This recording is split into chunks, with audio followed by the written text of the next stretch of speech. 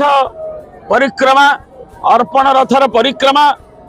जोटी स्वयं बड़म्बा आदिवासी मानकर इच्छा प्रभु पतित पावन रूप से विराजित अच्छा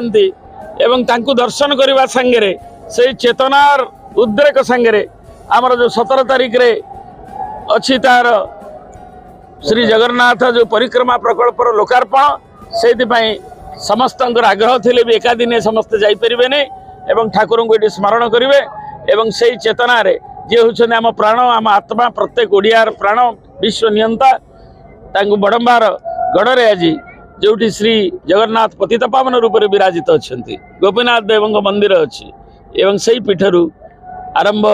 होची यात्रा एवं ताहा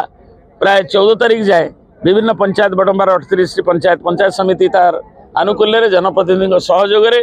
मंदिर कमिटी ठार आरंभ कर विभिन्न जगार जनसाधारण दल मत वर्ण निर्विशेष एथरे जड़ित होगापी प्रस्तुति कमिटी करी आह्वान दि जाइए से अनुसार तार रूपरेखा जीवे एवं समस्त को एथरे प्रत्येक ओडिया प्राण जगन्नाथ प्राण सामिल होगा अनुरोध कर आज आमर प्रभु जगन्नाथ परिक्रमार उद्देश्य तो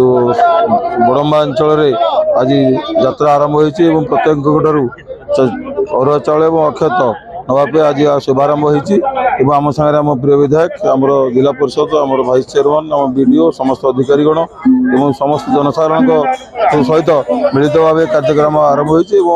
14 तारिख में आम पंचायत समिति 38 पंचायत कार्यक्रम आम संपन्न करूँ समस्त जनसाधारण सहयोग रही समस्ते सहयोग दूसरे।